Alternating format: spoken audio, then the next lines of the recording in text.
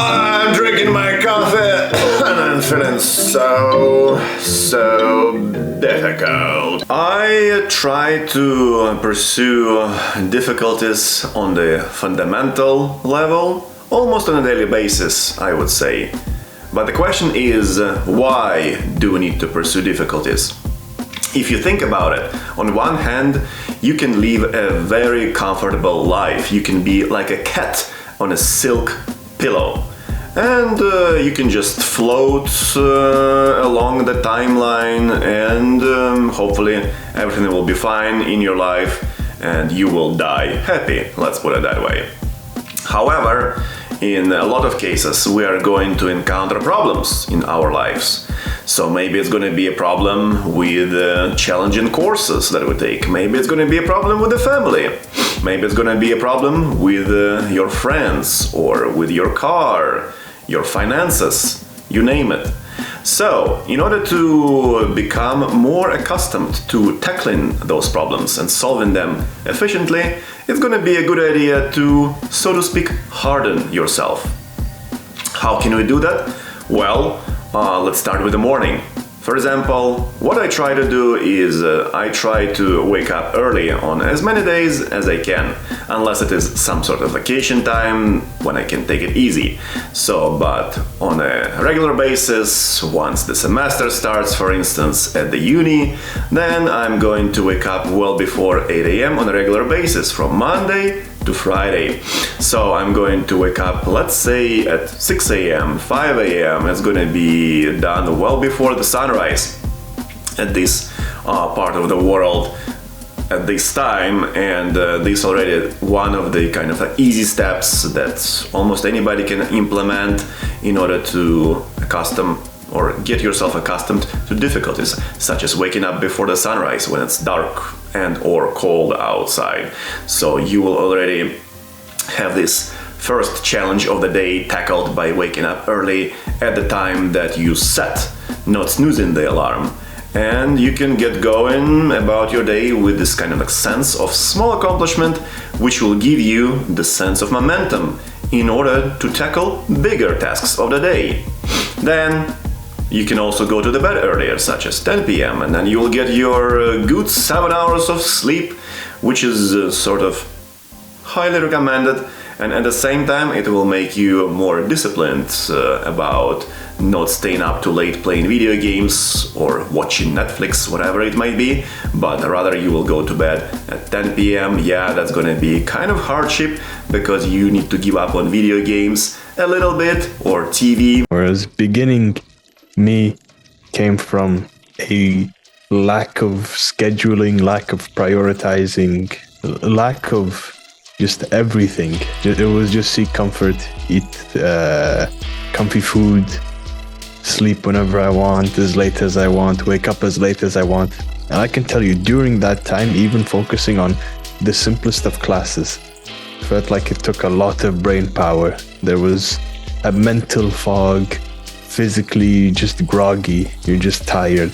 So if you gave me like a fraction of the things that I'm doing today, let's say consistent scheduling, consistent exercise routines, just a fraction of that would take me from before, just fracture him. So when you introduce or when you want to seek those challenges or pursue those difficulties, it's important to not bite off more than you can chew. Because that's the biggest mistake I see, especially with resolutioners, that I want to get on another episode, is that they write down all these goals, they just so much, but then eventually just seeing all of these and trying to put a realistic achievement date overwhelms you. Like, I can't do all this at the same time. I'm never gonna lose 50 pounds and then gain 10,000 in cash and run a marathon and buy a new car and like just all of this. So what you want to do, pick one challenge. I don't care how small it is, just pick it and achieve it. And I know in these channels it always sounds easier said than done. But the thing is, when you look at everyone that talks about it, that says, oh, do the hard things. The common similarity is saying do the hard things. Like there's no, when I'm in an ice bath, I like to think of my grandmother's cooking, and that brings me to a state of flow. No, you're just in there suffering second after second. But the thing is, afterwards, you build the resilience, you build the tolerance to when, let's say, a crisis happens or a problem happens that's in a lower scale of what you're used to. You just think, it's whatever. Okay, I've dealt with worse before. Okay, let's get it over with. And you're not overwhelmed. You're not in a panicked state or in an emotional response, because you've done everything that you owe to yourself, to where these things are now just, whatever. I'm detached. Can crush this.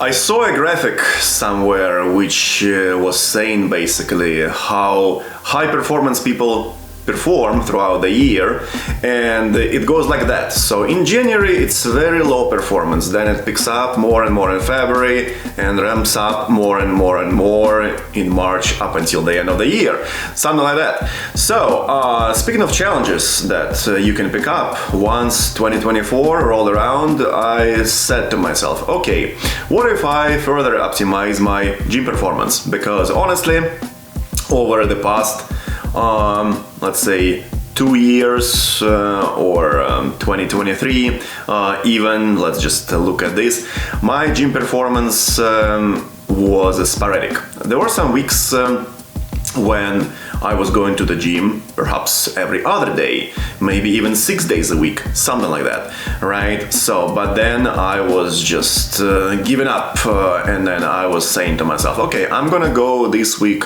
only 3 times, 2 times, 1 time. Then there was a string of weeks without going to the gym at all.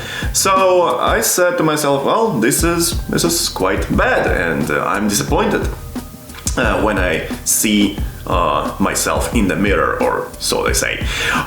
So I decided to gradually ramp up my gym performance, and what I did, for example, I said to myself, okay, I'm going to be consistent about going to the gym, and during, let's say, the first week of January, I will go to the gym only twice a week. Maybe it's gonna be Monday and Wednesday or something like that. So then next week I will add 1 more gym day, and then it's gonna be 3 gym days a week, and so on and so on. So I will just gradually be increasing my performance along the going to the gym path as weeks go by. Okay, so that way I will be able to build gradually my gym going capacity without crashing and burning, as opposed to the situation when, for example, first week of January arrives and I go to the gym every day, Monday to Saturday, and then I work out there for 1 hour.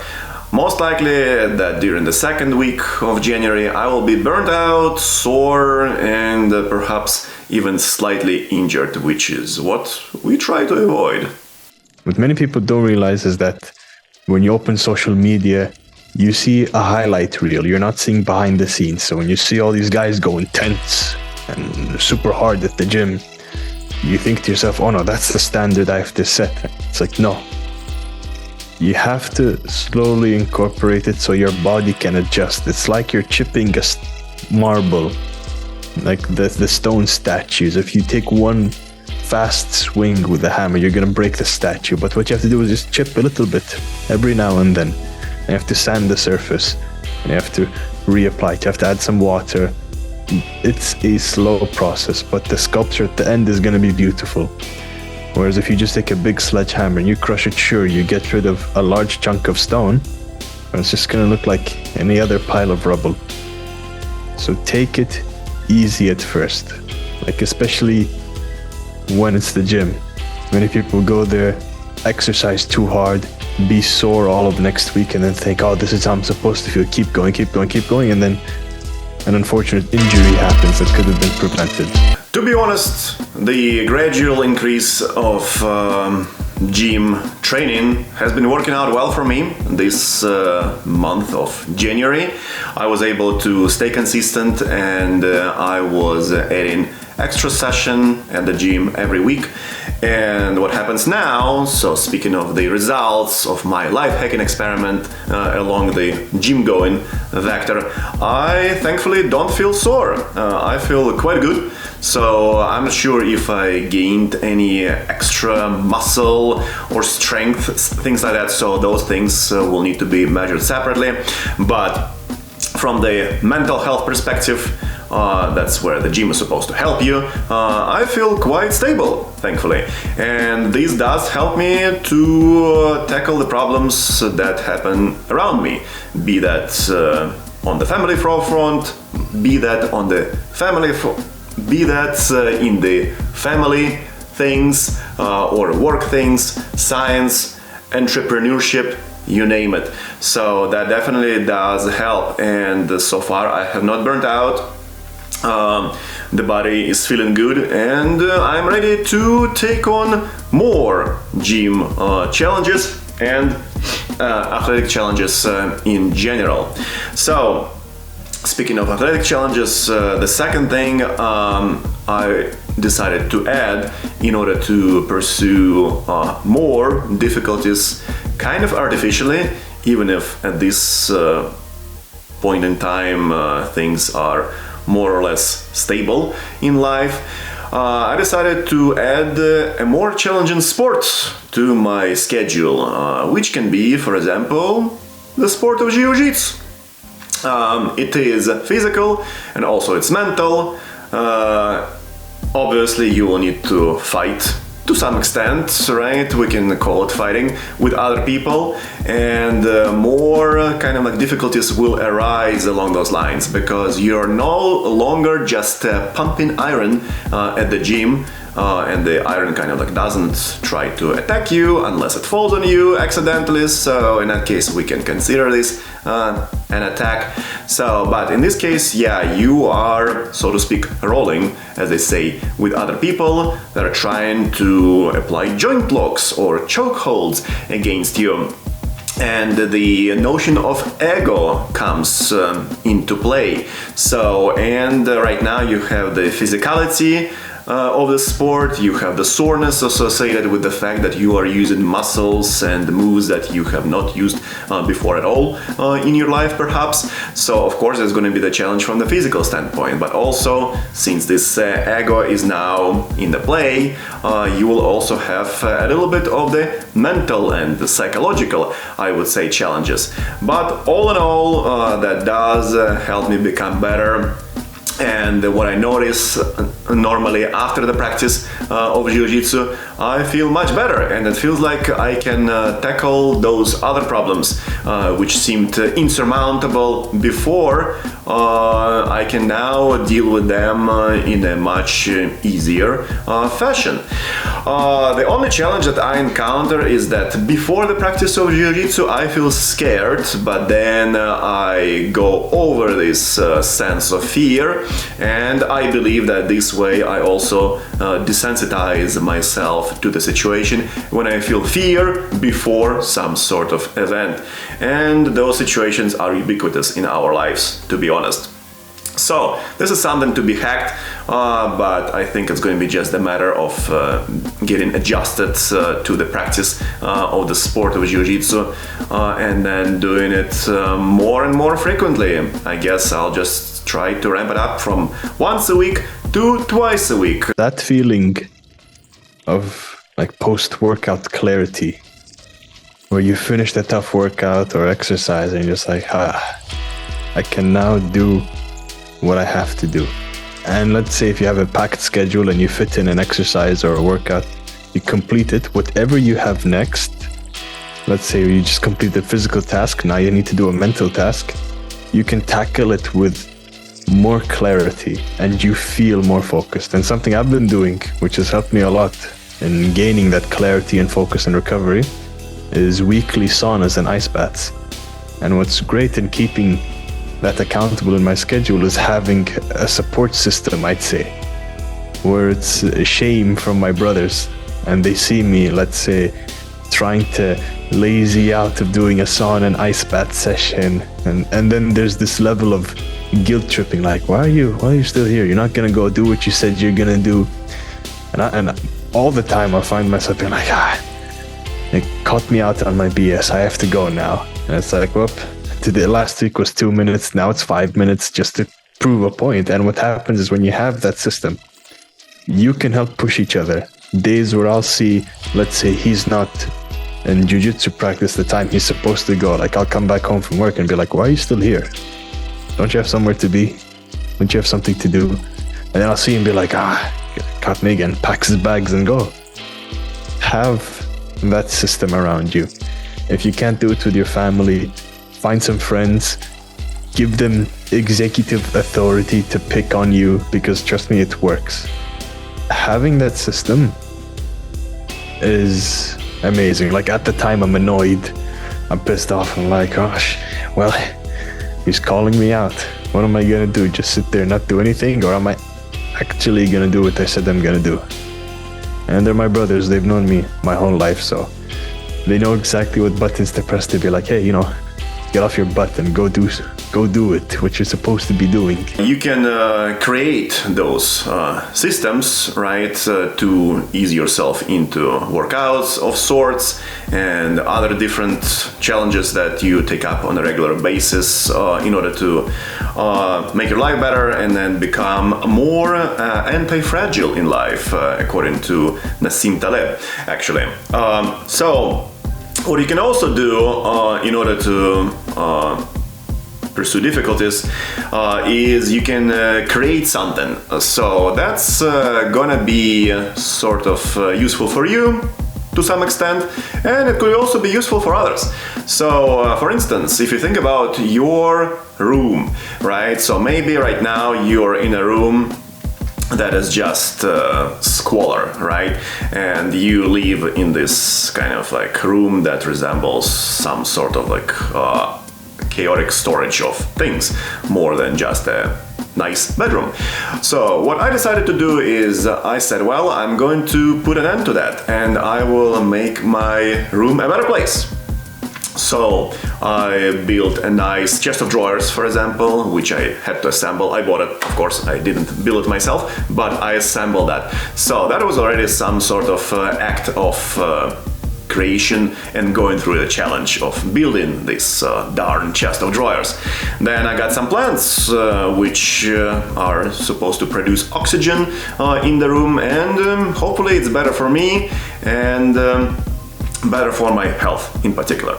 So then I set up a nice chase in the room, for instance. Then I set up a nice table in the room, which is now part of my like office space in the bedroom. And all in all, those things do help me to become a better person, but also I believe that it translates to me delivering some sort of product in a better fashion to people around me. For example, let's say if I have a better YouTube studio, then I'll be able to create better videos that will be maybe more aesthetically pleasing. Take into account this light, for example, right here, and you will get more pleasure and entertainment and hopefully some sort of practical wisdom, so to speak, from these videos.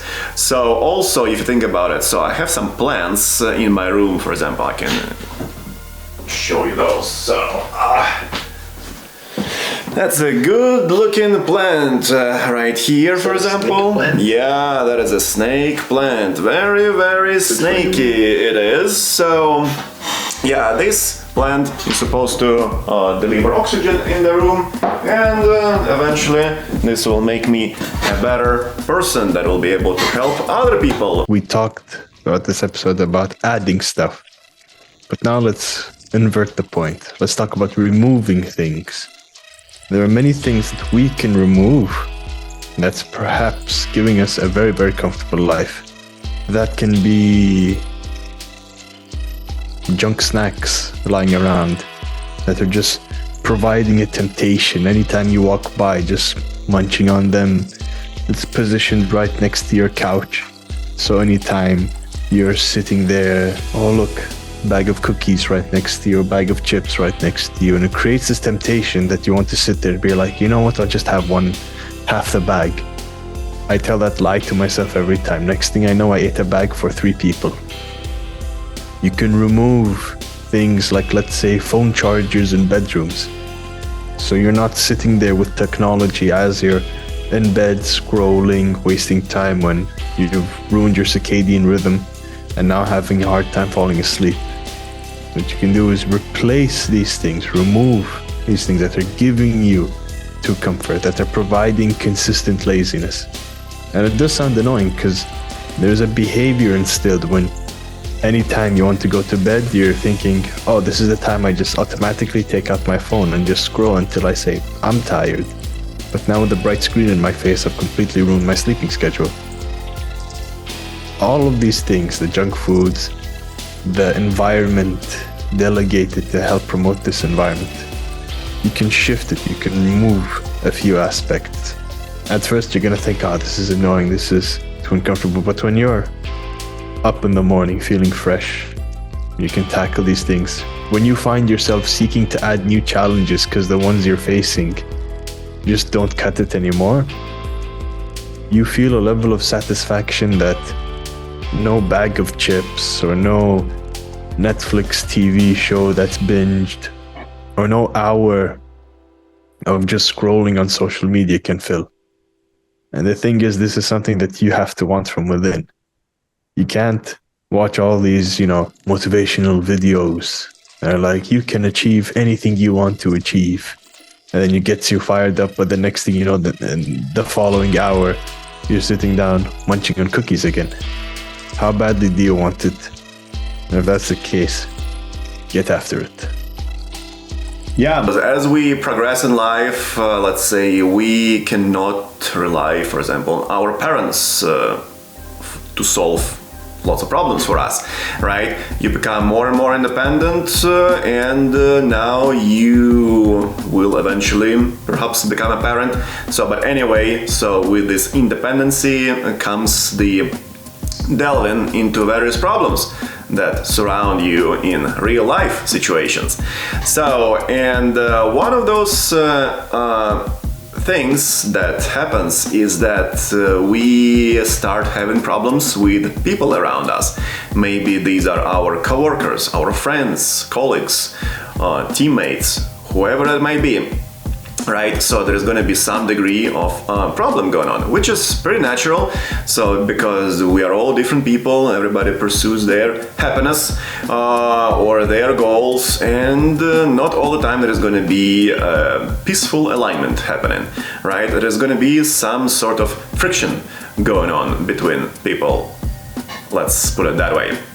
So, what we can do in order to expose ourselves to the challenge of communication is not to be silent about some sort of problems, but instead talk about them.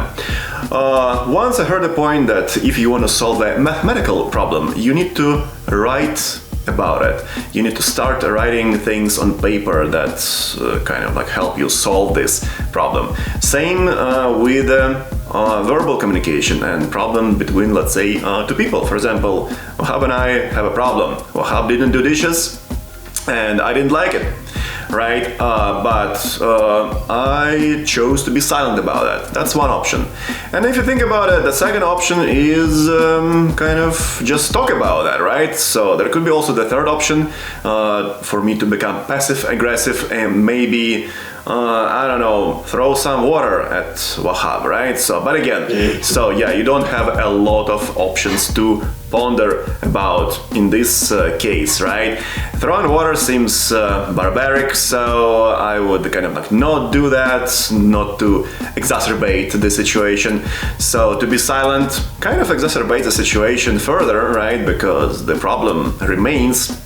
So maybe in this case, it's just going to be easier to bite the bullet, or maybe the fork, which is dirty in this case, and go ahead and have this conversation. Hey, we didn't do dishes, right? And now we find a way to resolve it. But you already feel almost physically how you remove this pressure or the chest, no, not the chest, how you remove the load from your shoulders, or you remove the stone from your chest, or you remove the stone, or you remove the weight from your shoulders, right? By just starting this conversation. So that could be the hardest part, but then things will flow in a lot of cases and you will come to some sort of resolution that's most likely going to be good for all the parties. That can be translated to other situations that can be much more grave. So yeah, maybe you have some sort of financial problem with your partner, whoever it might be, right? So you talk to them and then you find a way to resolve the situation. Maybe you start saving more, maybe you cut out takeouts, for instance, but either way, the skill of having hard and honest conversations, I find it very helpful for myself.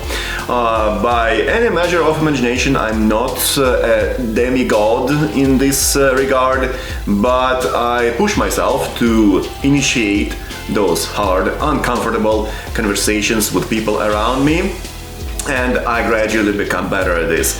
So, for example, sometime before I was silent about all the problems. Now I'm not silent, at least about some of them, right? Maybe I'm vocal about 2 problems out of 10, but this is better than 0. This is better than nothing.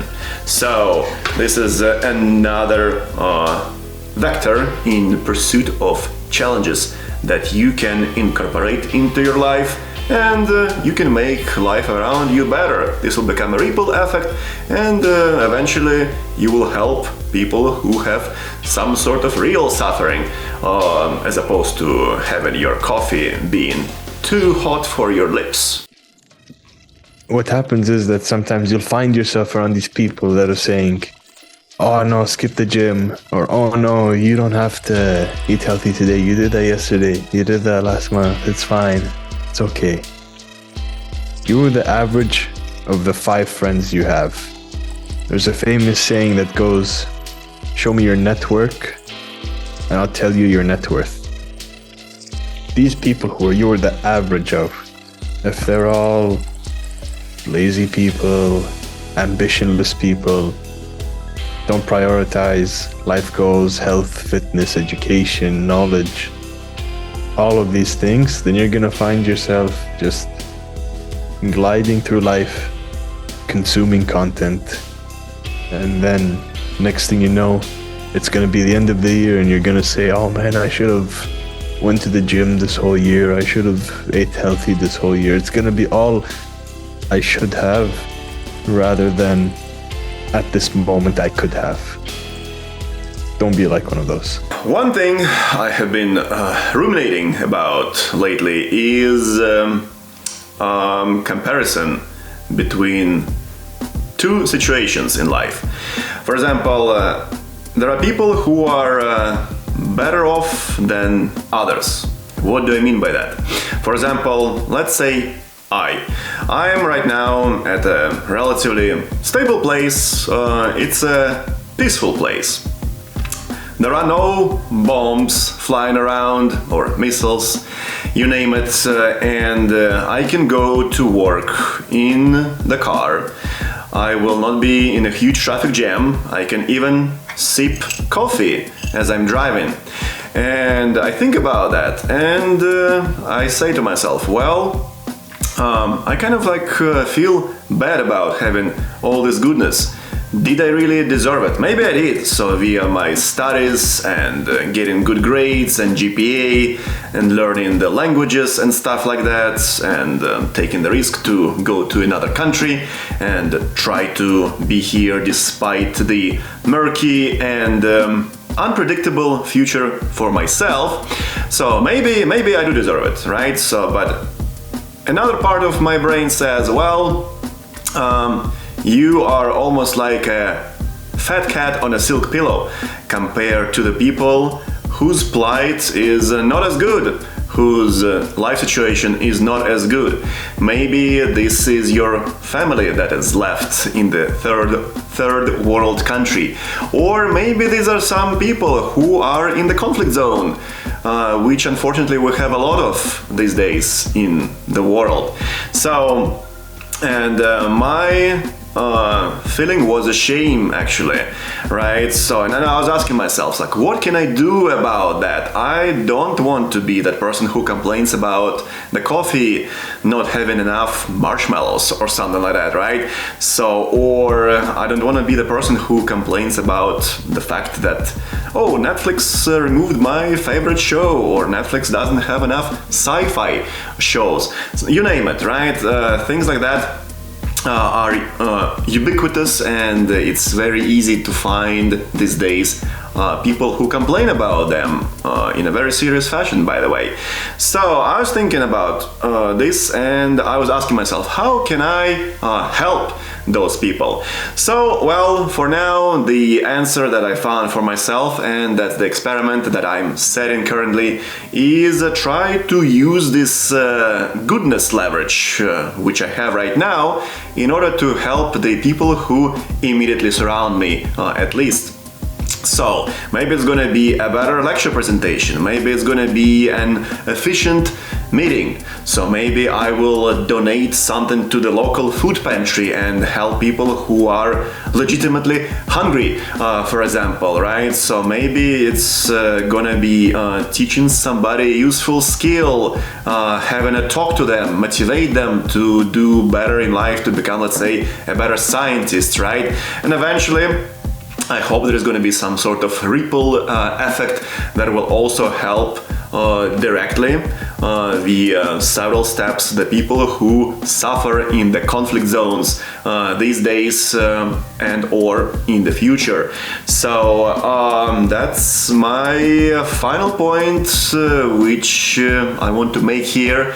And I want you also to think about that, your situation versus somebody else's, and what, if anything, you can do to help others. So if you think about it, maybe if lots of people come together that way, then we will have a kind of compound effect of leveraging the goodness, and this will help more people around yourself, and eventually, as cheesy as it sounds, you will make the world a better place. At the end of the day, when you look at that mirror and you think to yourself, how can I help those around me when I can't even help myself? Set the example you want to be. Be the hero your kid version of yourself always dreamed of you being. It would be a shame to go through life and not have experienced that. Who knows? Maybe you pushing yourself motivates your family, motivates your friends to start pursuing a better life path. Oh, very good.